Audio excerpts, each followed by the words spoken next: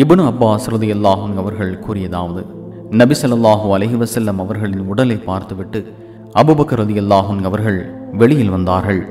அப்போது உமர் ரலியல்லாஹு அன்ஹு அவர்கள் மக்களிடம் கோபமாக பேசிக் கொண்டிருந்ததை கண்டதும் உமரை உட்காருமாறு கூறினார்கள். உமர் ரலியல்லாஹு அன்ஹு அவர்கள் உட்கார மறுத்ததும் மீண்டும் உட்காருமாறு கூறினார்கள். உமர் ரலியல்லாஹு அன்ஹு அவர்கள் மீண்டும் மறுக்கவே அபூபக்கர் ரலியல்லாஹு அன்ஹு அவர்கள் ஏக இறை உறுதிமொழி கூறி உரை நிகழ்த்தலானார்கள். உடனே மக்கள் உமர் ரலியல்லாஹு அன்ஹு அவர்களிடமிருந்து அபூபக்கர் ரலியல்லாஹு அன்ஹு அவர்களின் பக்கம் திரும்பிவிட்டனர்.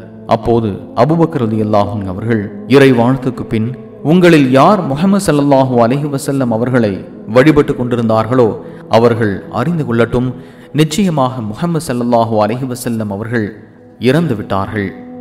யார் அல்லாஹ்வை வழிபட்டு கொண்டிருந்தார்களோ அவர்கள் அறிந்து கொள்ளட்டும், நிச்சயமாக அல்லாஹ் என்றென்றும் உயிரோடு இருப்பவன் மரணிக்கவே மாட்டான்.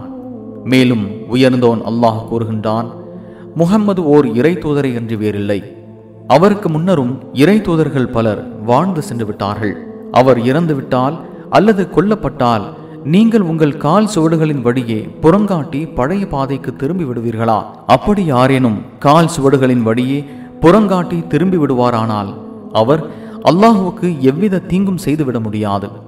அன்றியும் அல்லாஹ் நன்றியுடையோருக்கு அதிவிரைவில் நற்கூலியை வழங்குவான் எனும் 3வது அத்தியாயம் 144வது வசனத்தை குறிப்பிட்டார்கள்.